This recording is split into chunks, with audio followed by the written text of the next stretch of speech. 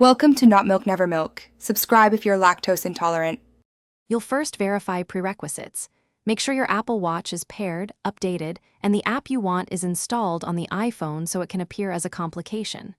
Once ready, press and hold the current watch face. You'll see Customize or Edit, tap it. You're now in the face editor.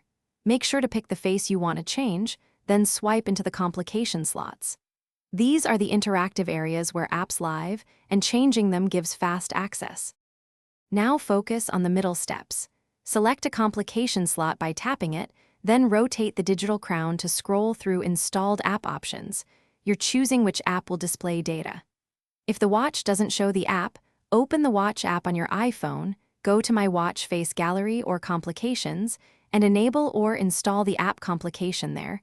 Make sure it supports complications.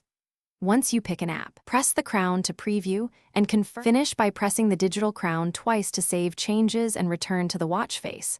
Once done, tap the new complication to verify it opens the app or updates information.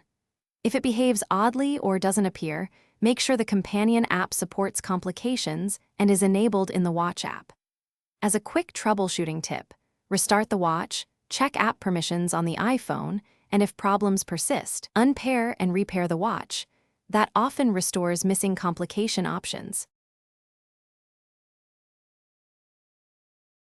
Thanks for watching. If this was helpful, leave a like and consider subscribing. See you next time.